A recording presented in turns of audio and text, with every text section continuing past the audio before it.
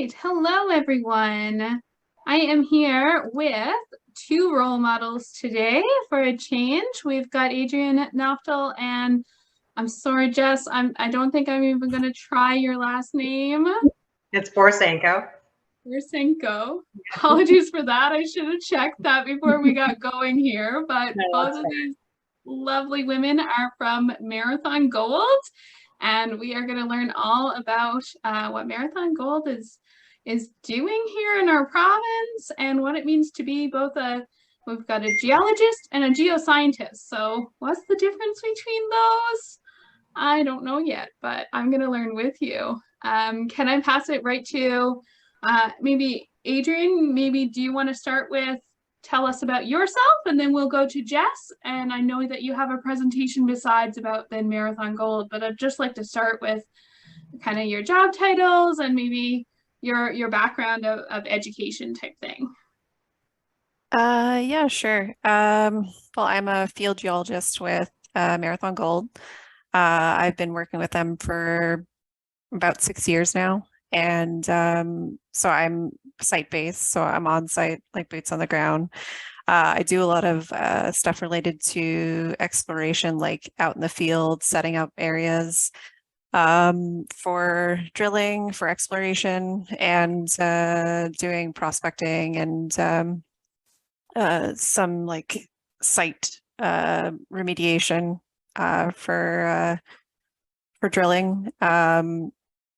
I have a Bachelor of Sciences from Memorial University in St. John's, and I did my honors on something completely different that I'm actually working in now, but it's still a lot of fun. So that's a little bit about me.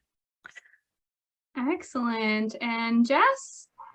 Well, I do want to say that Adrienne's like our boots in the ground. So she's the one who's, her and her team out there are the one who are, doing our discoveries and the ones who are collecting that data that we use every day to build, models. I'm a GIS and 3D modeling geologist.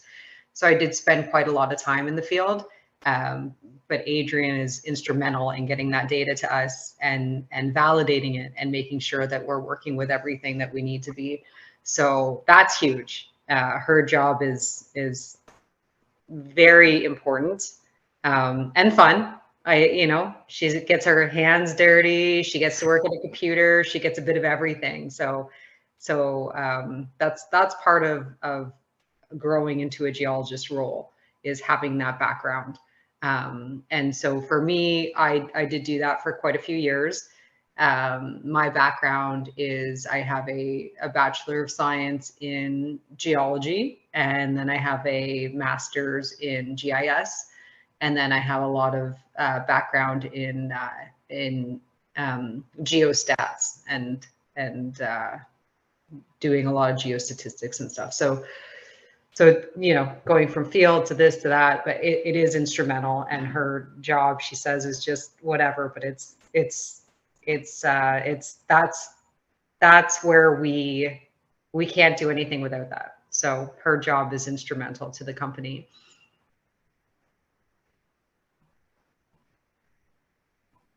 So great to hear. And I mean, it takes a whole team, right? And the more we learn about mining and geology this month, I was talking to a mine tech who's working out of Labrador City just I guess only about a week ago now, but what I learned from her is just that it's a little bit of everything. And that's what I just heard too, that I mean, we've got statistics over here, we've got field work, anything from some a friend of mine talks about licking rocks,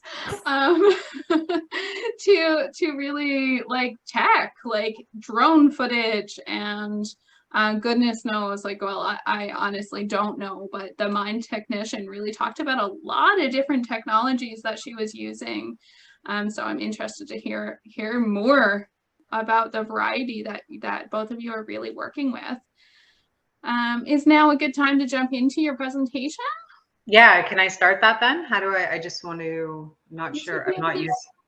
to share screen, right middle bottom of the screen. Yeah. Okay. So let me see here.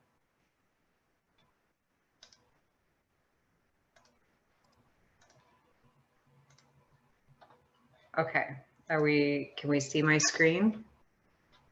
We can see your Zoom screen right now. Not the presentation? Not the presentation. Okay, 1 second.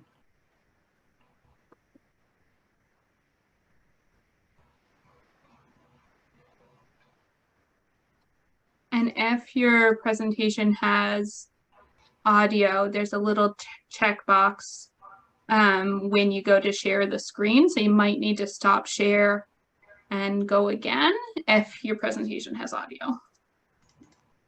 Okay, it's going through the whole presentation right now. I just need to get you guys to, yeah, so share. Okay, so I stopped sharing. I'm going to try again.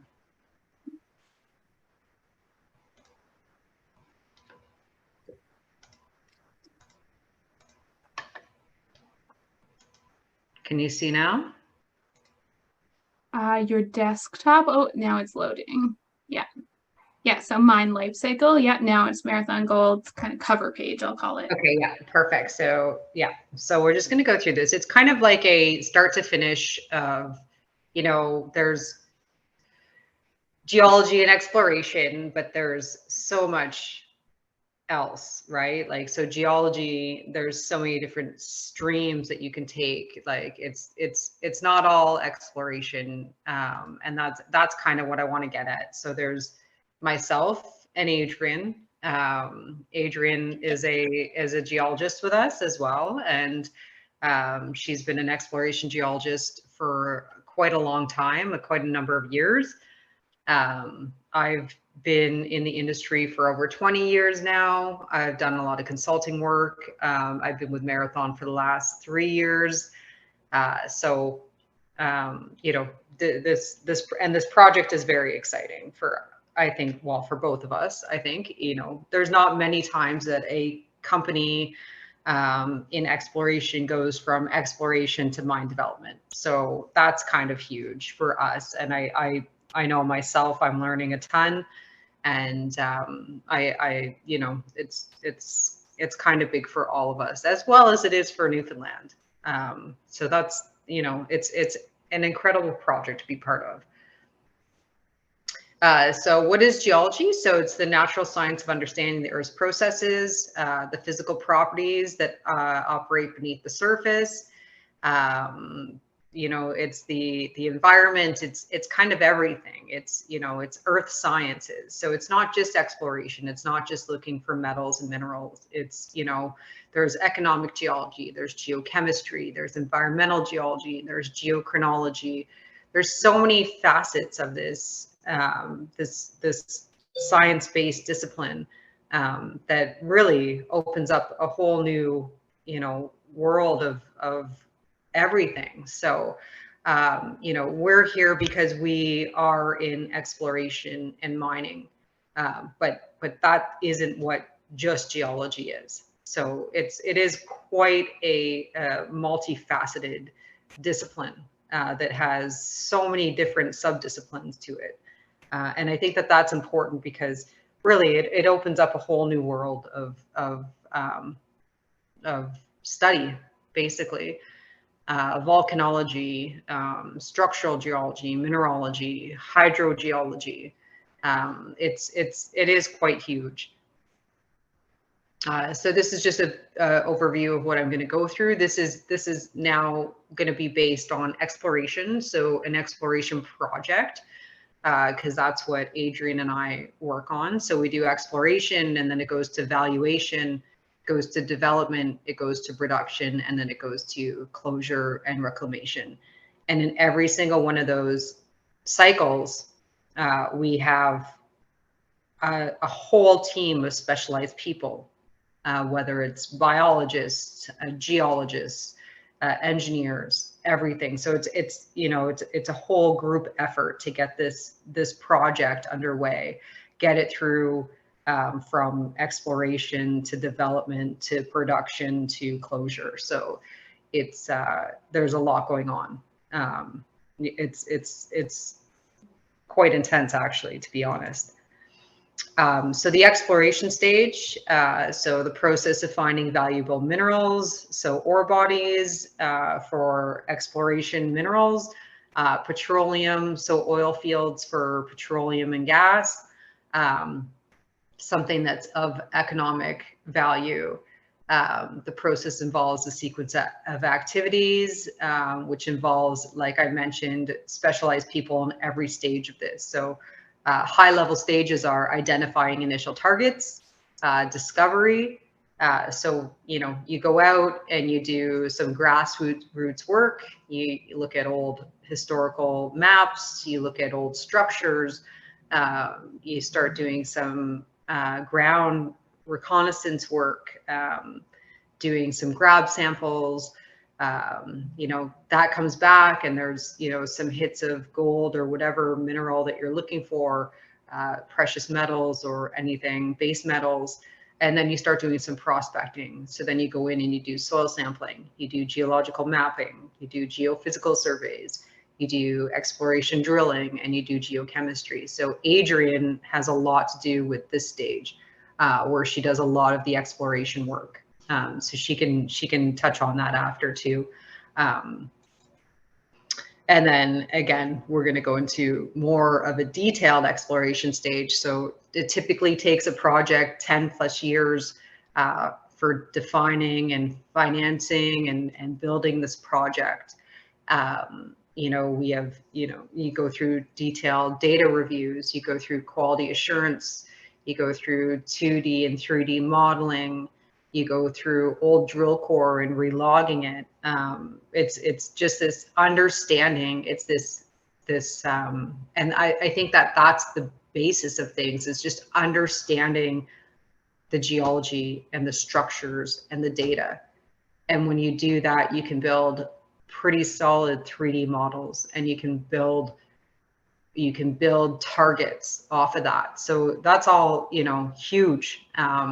This is a 3D, or sorry, this is a little short video of trenches that we've, you know, they go in with an excavator and they just like take everything off so we can look at the geology of the bedrock, and we map that. So that's huge as well.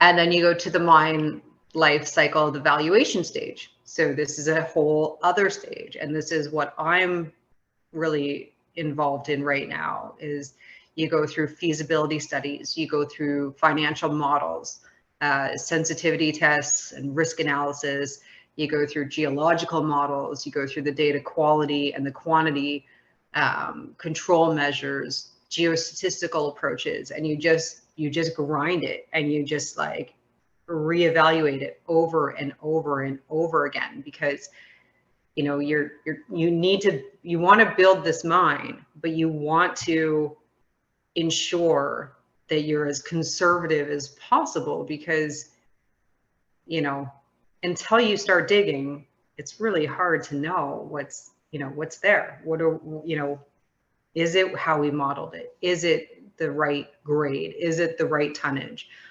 So you go through it over and over again. So again, this is just another person, you know, another specialized role in this whole process.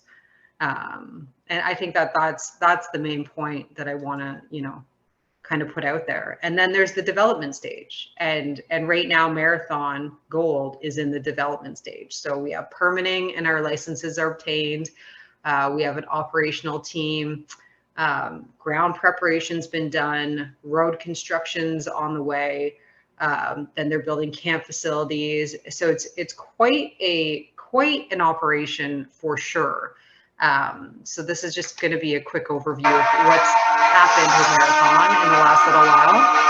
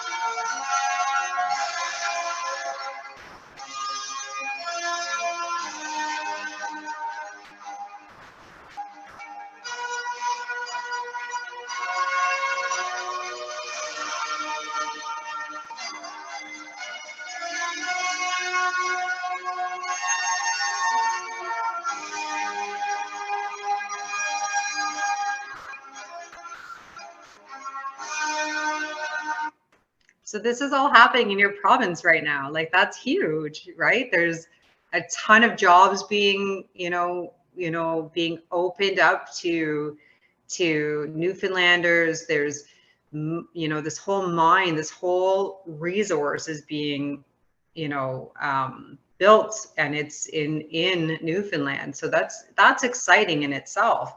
And that opens up so many different job opportunities, whether it's geology, which, Adrienne and I, that's where we come from, but there's administrative, there's health and safety, it's a huge cycle. It's a huge opportunity for so many people right now. And I think it's exciting for Newfoundland.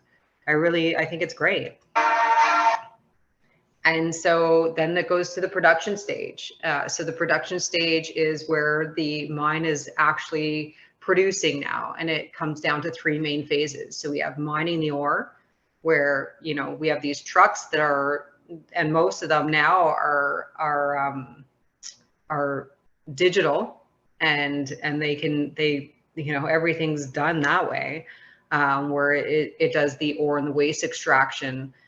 We have refining the ore, where the ore is separated from the rock, and that happens on site. And then we have the processing the ore, and that happens off site.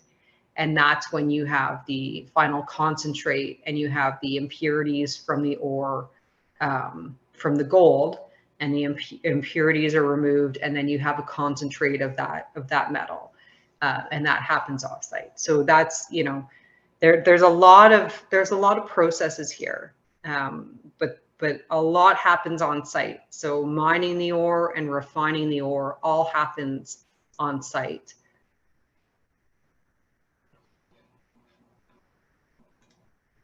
And then at the end, and when the mine is finished, then there's the closure and the reclamation stage. And this is the end of the mine life stage.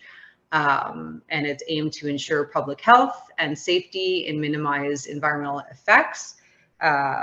This whole stage offers a whole new opportunity for environmental professionals too, engineers, specialized geologists, biologists, and again, it's a whole new group that comes in and goes through the mine shutdown, the decommissioning, the remediation, and then the monitoring.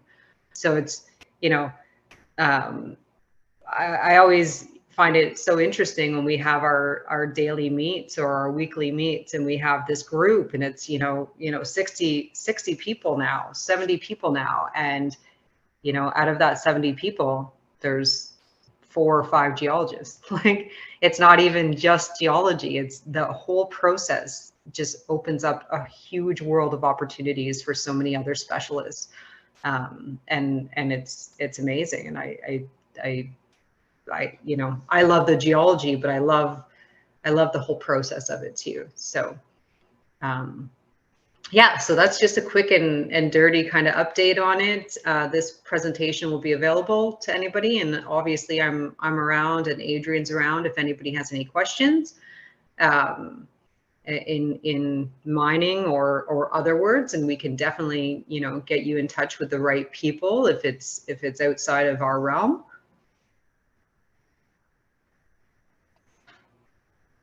A wonderful overview. So students can certainly ask questions in the chat, and I'll be giving out always gamification points, which speaking of which, I'll throw this one up there now for anyone watching.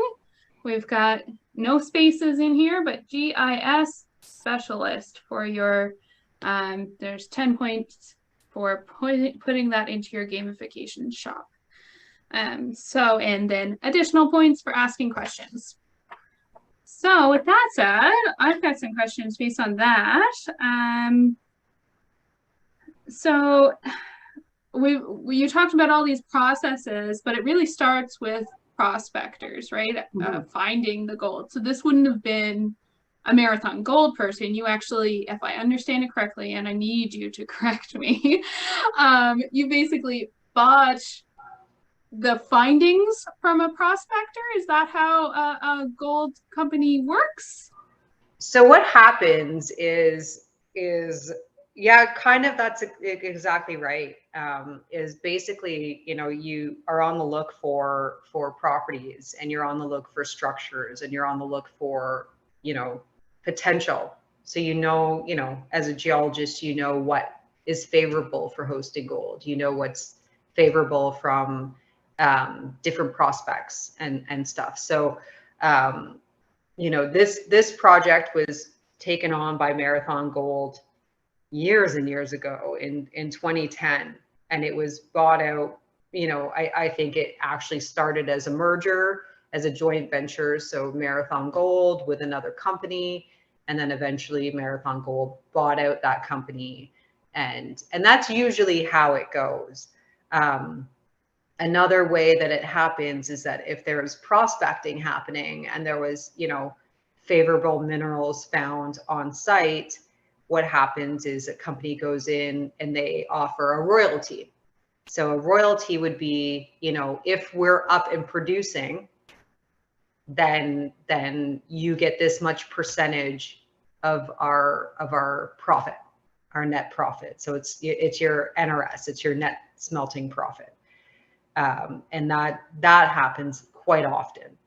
And so as a prospector, that's great because you don't have the funds to go in and do drilling and exploration and geophysics and stuff like that. But because you've found some of that mineral and you know that you have a potential, other companies come in and then they buy that property off you, and then you get a kickback. So that happens quite often. In fact, that's more common than not. And when you have a property, and it is different in every province, but it's similar anyways. When you have a property, one of the requirements is that you have to spend so much money on that property to keep those mineral rights. So you have the mineral rights to it. You have surface rights is basically what it is, until it becomes a mining lease, and then that's a whole new thing. So it's a process. There's a lot of things that go into it for sure. Yeah. I was also just going to add with that, and Jess was saying that you have to do so much work, and that changes per year as well, like the amount of money you spend and research that you do on your properties. So like you make this deal with like the government because they own like the crown rights or mineral rights. So you have to like apply to get the permit for these areas and then do the work for the length of time that you actually own the property as well, or own the mineral rights for it. Gotcha. I'm just going to share my screen really quickly because I just wanted to show, I sent this out to the students in their kit this month. So they've received a gemstone kit, but they also received 2 of these maps, so Newfoundland, and they also received the Labrador one. But I wanted to bring up the island, and I don't know if you can see my mouse, but maybe actually if I even zoom in, we're looking at, there's Buckins right at the top there in the green. So that means you're just down here a little ways, right? Somewhere in here? Yeah, so if I don't know if I can show my mouse doing this, I'm not sure. So there's that lake. So there's Indian Lake, Red Indian Lake, and then to the southwest of that, I believe that's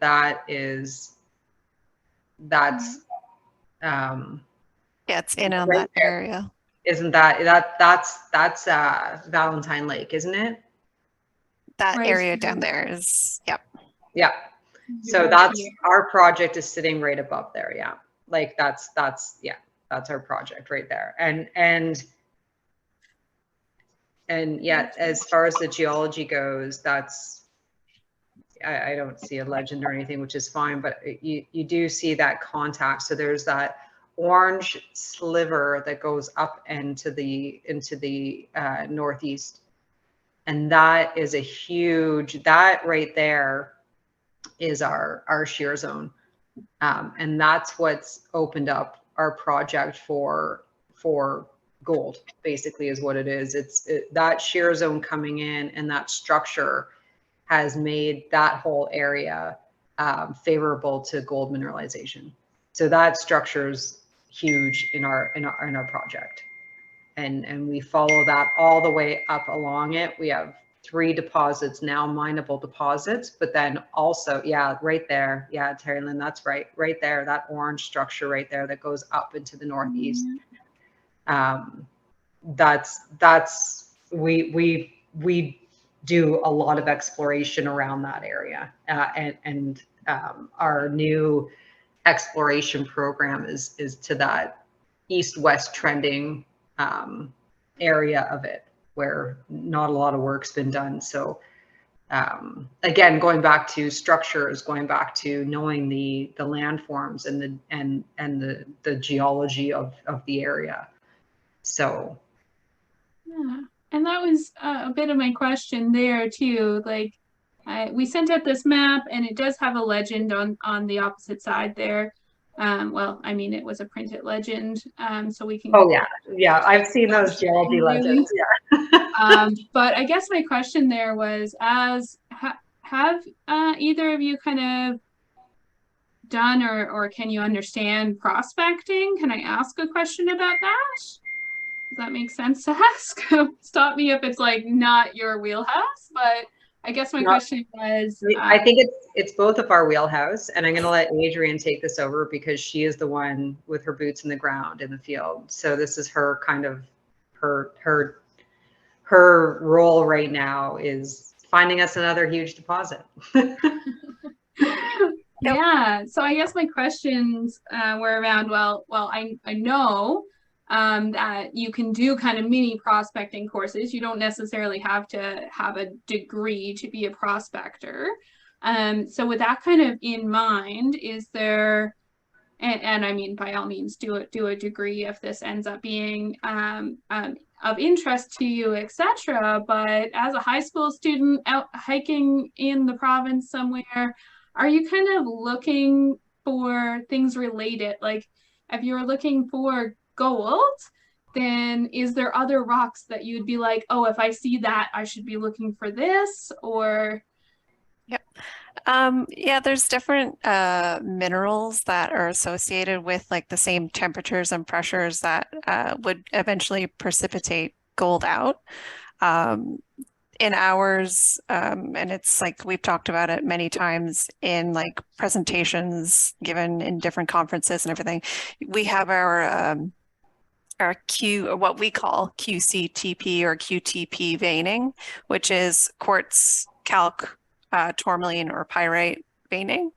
And that's one thing that when we're looking in an area, like a new area or a place where we're trying to kind of figure out how much potential there is in an area, you look for this type of veining because in order for those veins to be present, the specific conditions that were to make that gold, basically, those are good indicators. So if you find like a quartz vein with your tourmaline, which is just like, in our case, a black thin mineral that looks really like almost like sticks, like little blades or kind of like that.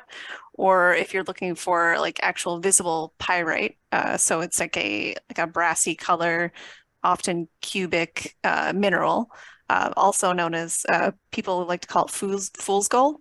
That's a really good indicator of like certain minerals that have gold associated with it often. neat. Yeah, and I had the opportunity to go to a conference last year, and I was just really surprised with the, I guess, variety of people doing that kind of early prospecting work. Like, there's so many people doing it, and it's just really getting, I mean, as many boots on the ground as possible, I suppose, when you've got so much landmass to cover. But that is the early work that you're buying off other people, right? As we kind of discussed. Yep. And yeah, one of my questions was how long of a process, but I think you answered that it's been since 2010. So we're 13 years in, Yeah. but the last like since 2020, I think is really the most exciting time. And now in 2025, I believe it is that you'll be kind of like fully operational. Yep. So we, by Q2 2025 is when we're expecting to pour our first gold. So that is huge. But again, these projects do take a long time. You know, it's finding the gold, but then it's defining the gold. So it's defining the resource, it's proving the resource, it's getting financing where you have people going through your database constantly. And, you know, you build a block model, a resource model, and they want to take your data and be able to rebuild that model. And if they can't, that's an issue. So it's being transparent, right? It's having everything out there, and it is a long process. And a lot of companies don't get to the point where they actually go into production. So either they get bought out, or, you know, they realize that the project is maybe not as viable as they thought, you know, and it all depends on commodity prices. So it fluctuates with you know, stocks and stuff like that. So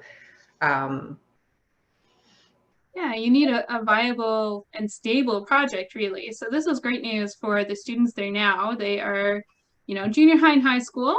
And this leads right into a question we've got actually in chat. But I was just going to say too that, like, yeah, it's been 13 years, but now this is the exciting phase, and we know that it's viable and stable, and there's going to be jobs for a long time. There's already been jobs for 13 years, but now is the moment that the number of people you're hiring is about to increase exponentially. yeah. So this is a fantastic time to be considering any of these careers right now. So the question that we have from a student, they say, hey, my dad actually works on that site. So you've got a coworker there. Awesome. I'm looking into getting into the mining field once I graduate next year. I was wondering what trades or jobs would be good for me. I've already looked at heavy duty mechanic, welding, millwright, and mining geological engineering. So I would say it depends on what you're interested in, right? Because all of those fields that were specified are very different. Okay, so, you know, you can get into a trade, which is amazing. Definitely, you know, a lot quicker than getting a mine engineering degree or a geoscience degree, but employable all over the world. You know, so there, it does depend on where you want to be. Do you want to be, you know, making decisions for the mine, or do you want to be operational in the mine? And those are very different facets of what your job speculations will be. And I'm happy to have this conversation, you know, further this conversation if needed. But I do think that it's an Adrienne, you can follow in here, but I do think it's dependent on what you actually are interested in, because they're all very different. It's like going, you know, administration, we hire health nurses, and, you know, so there's so many different roles, important roles, very important roles. Yep. Also to add to that too,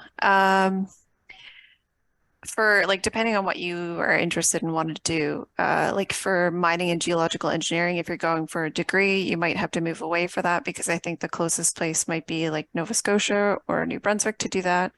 I think if you're doing a technical at a college, I think Kona offers some opportunities for that as well.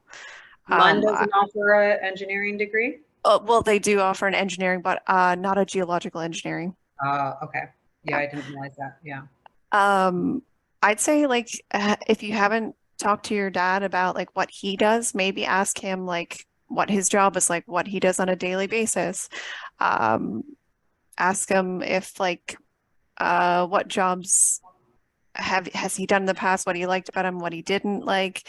If he has any friends that are like do any of those jobs that you've mentioned, maybe ask them or like interview them. I know in my high school when I was doing like a job, a career development course, they got us to interview like multiple different people to see if we were interested in certain positions. So that would be an opportunity. But I know all the ones there that you've listed are definitely things that they're going to be looking for, especially trades. Trades are going to be huge in the next couple of years. Huge. And like I think we're supposed to have 400 to 450 people on site when we're like 2025 fully operational. So there will be like a ton of opportunities for like younger people to get into it, and they're definitely going to be looking for people. Yeah, they will for sure. And again, like I think it would be a great idea to host an open kind of chat room where we have people from different aspects of the mining operations, right? Where we can bring in people like engineering and mine geology and stuff that will be willing to offer advice and share their experiences with it too. I love that. I'll definitely hit you up again for a Yeah. kind of job fair, I guess I'll say that Yeah, it might be. I think it's great because I also think I know myself, like I didn't know anything about geology. I grew up in Southern Ontario, right? So Southern Ontario, like I live in Toronto. Like, unless, I fell into it because I just fell into it. But I didn't grow up learning about that. So I found that by the time I went to university, like I ended up going to university and did my undergrad in Northern Ontario. So there are operational mines everywhere. And so I was exposed to it all. But before that, like I had no idea. I think Adrienne and I have had this conversation multiple times where we both are like, we both went to school for different things and then just kind of fell into geology and it's not a typical stream. It's not a typical stream that people just go into. So, I'm happy to share experiences and get other people discussing it and get mine engineers on here and it's just open up people's ideas, I guess, and give people options because that's important. Absolutely. And I feel like my experience at doing memorial geology in my world was very couched in geography, which of course is two very different things. Yeah. But if I didn't like geography, then clearly I'm not going to like geology, which Yeah. I don't know. Yeah. I did just pop into the chat. Got 3 more questions, I think. Yeah, I'll read those out there now. But I just wanted to show on the Marathon Gold site, you can see like the projected hiring up to 2025. And obviously there's a lot of skilled trades in here, but some other stuff too, like IT technicians is here, chemist is here. So there's a lot of ins to working with Marathon Gold, of course. So yeah, there's a ton of opportunities, and it's also mining and geology, especially with exploration. It's not typically you start your career there and you end your career there.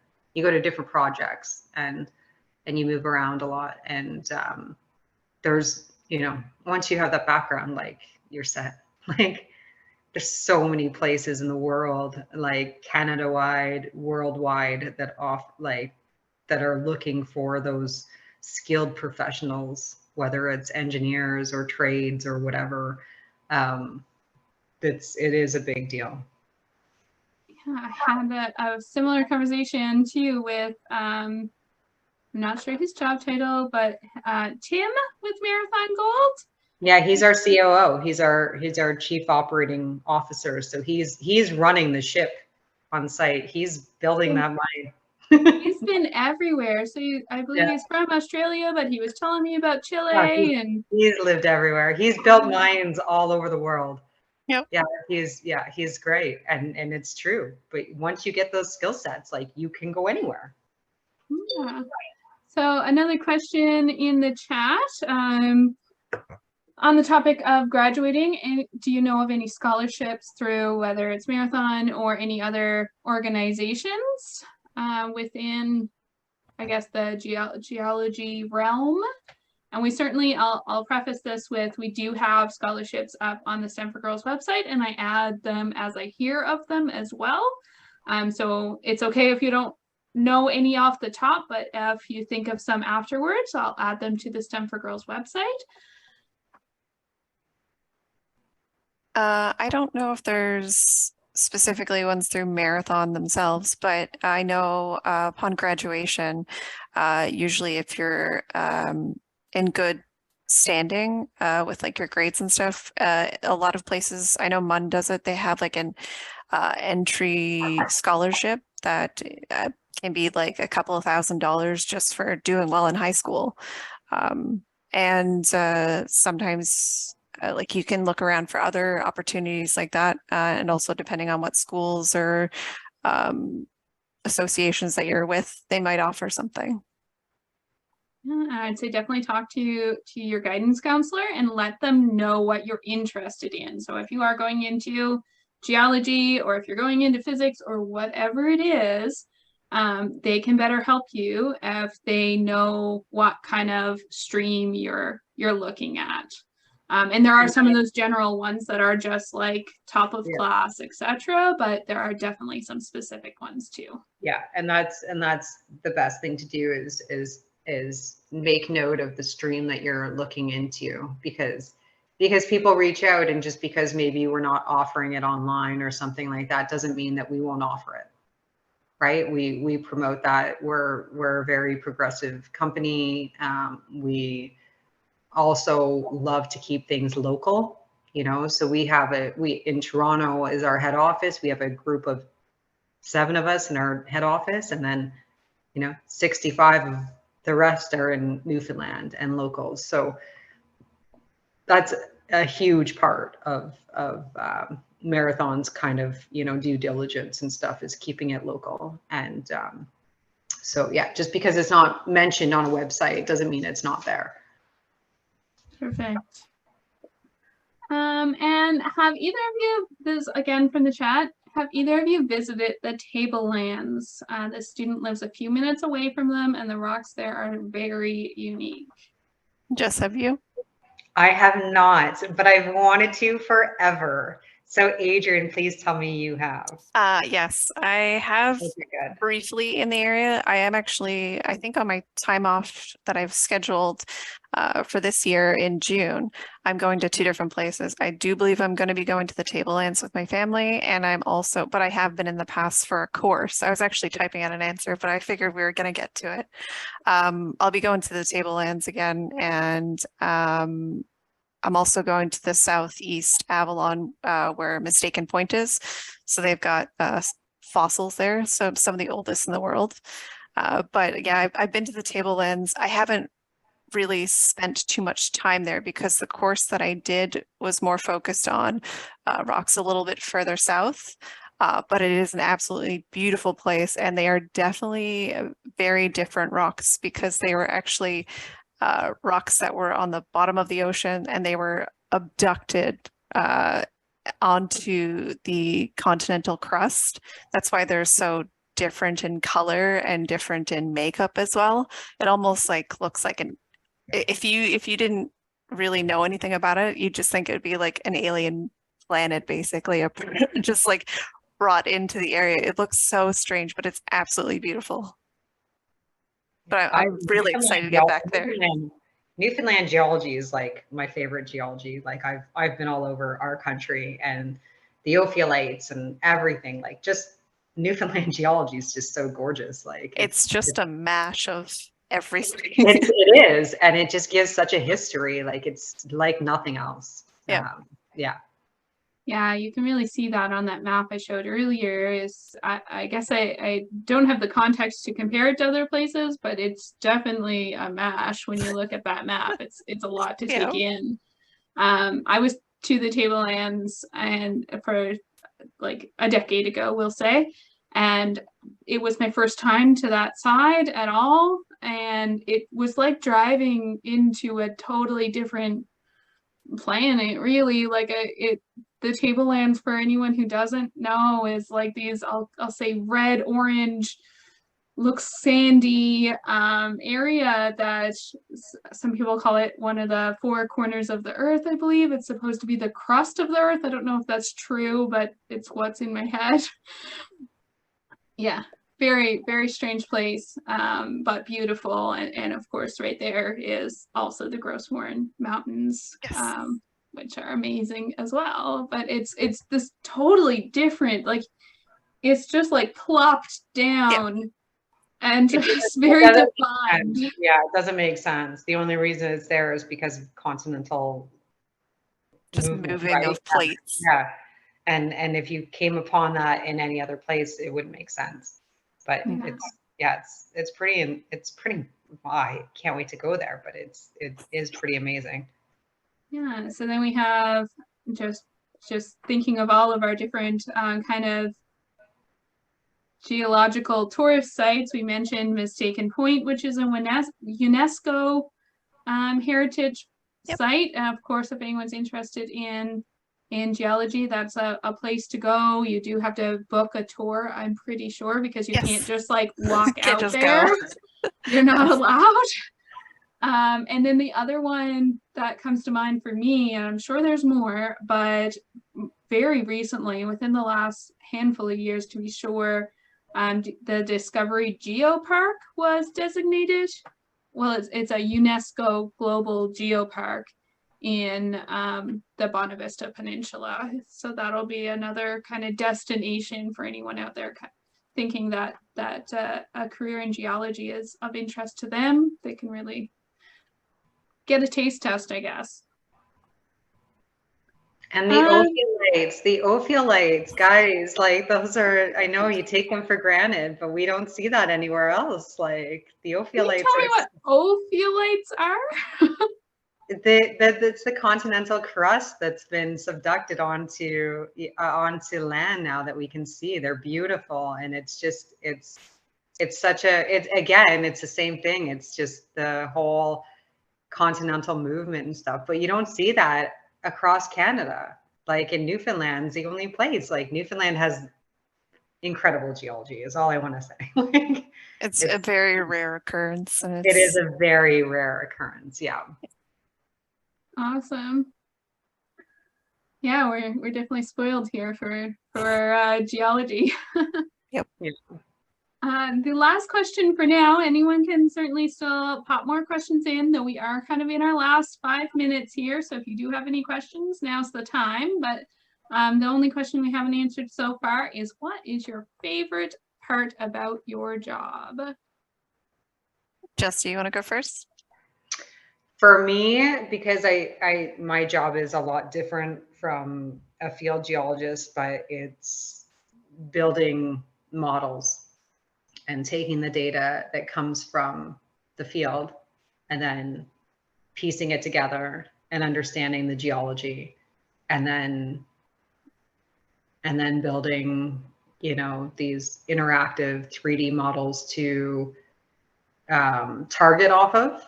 So planning more drill holes or whatever, or for building a mineral resource. So that, to me, that's the best part. It's just piecing everything together, all that data, geophysics, geochem, structural data, drill hole data from the geologists, like taking all of that and putting it together and working with that. I love that.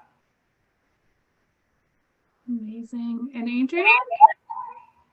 For me, I think it's probably the people I get to work with on such a short-term and a long-term basis. Like, I learn so much from people that I work with from Marathon. But when we get contractors on site, so contractors can be like drillers, it can be biologists, it can be ecologists, it can be ornithologists, which are people who study birds. We have people who study fish and like pine marten in the area and caribou. And it's really funny because people almost make fun of me for it at work, but I get really excited when the bird people, as everyone calls them, come in because I get to learn so much about local species and rare species in the area or that they've heard about that have been in Newfoundland. When the biologists come in, I actually got them to take me around camp to show me what are some local wildlife, what are some invasive species that we have, what are some potentially dangerous species that we should stay away from because, or like of plants and stuff, because they might be toxic or they might give you reactions. It's just so great to learn from different people about their disciplines and like what they do in their job because you could have an idea of what someone does but then they can share all this knowledge from like with you and I just think it's really fascinating. Just you learn so much from other people when working with them. It's so great. And Adrienne is a botanist at heart. I am. It's Like, so if I have any questions or anything, she knows everything about like plant species and stuff like that. So it is awesome. So for her, I see exactly her answer is perfect for what she loves. Yeah. And it's true. You get a lot of specialized people in, and you learn a lot from them, whether it's, geology based or whether it's environmental based or whether it's engineering based or anything. You just learn a lot from these people and it is really cool. And we also have some of our on-site geologists now off because the construction that's happening. But we have like people learning from Jess on how to use certain programs. And like we're collaborating with them all the way from Toronto on like a daily basis. And people are loving learning from each other and just like just sharing their knowledge. Yeah, I think it's a good team. It's a really good team. And collaborating is important. And I think that we've done really well on that. Yep. Especially with the distance that we have. So that's really cool too. Yep. Oh, I think you're muted. You're muted. Yeah. I love that. I love that your hands moving. How large your team is, and beyond just like Marathon Gold, but your contractors too.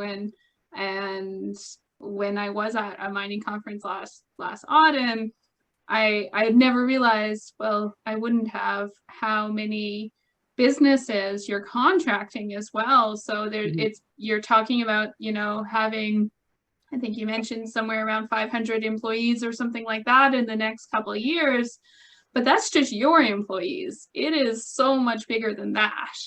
Yeah. And how much you're, going to be contributing to our economy here is just massive.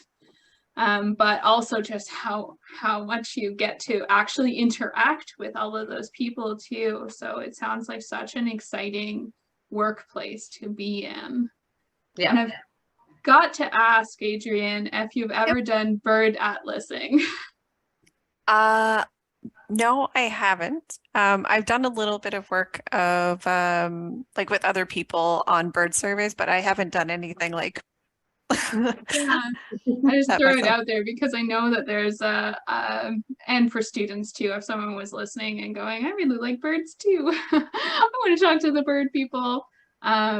There's a massive like citizen science project happening and has been happening for a few years now. I think they might be in their final year, but they're always looking for more, citizens to contribute. So I'm also just going to pop into the chat. There are kind of upcoming events, but they have a massive YouTube channel as well. So if you've missed events, you can just go back and watch it, where it's all about identifying birds. And by atlasing birds, we mean like cataloging what you see. So I also really like birds. Oh, awesome. I really quite like that citizen science project. So I thought I'd give them a shout out too. I'll have to take a look at that as well. But with that, we are at time and I don't see any more questions. So I'll throw out one last question myself of just, is there anything that you wanted to touch on that we didn't get a chance, or resources you wanted to give a shout out to before we go? Feeling good? Just, I think I'm good. If anyone else or like Jess, do you have anything to add or? No, I think we kind of touched on so many different aspects of this, right? So if anybody has any questions, please feel free to reach out to Adrienne or myself, and we're happy to, fill in the blanks, because I know it is, there's geology and it's kind of this one thing, and then it opens up to everything else. So we're happy to, and I do think it would be a great idea to have, a few different disciplines on here and do it kind of like a lunch and learn kind of thing, where we could just have different aspects. We have some trades, we have some engineers, and everybody just kind of, describes what they're doing. And I think that would be interesting, because I think that not a lot of that is known. And myself, I can tell you, who I know does what, but I don't know those positions because it's not my position. So I know they'd love to do it anyway. So, if that's something we want to do, I'm happy to organize that as well. Sounds amazing. I'll pass that on and see how we can make that happen. But with that, I'd like to wish you both a beautiful evening. It's sunny where I am. I hope you can both enjoy some vitamin D, and I hope to talk to you both again soon. Absolutely. Thank you, everyone. Thanks. Bye. Thank you very much. Bye.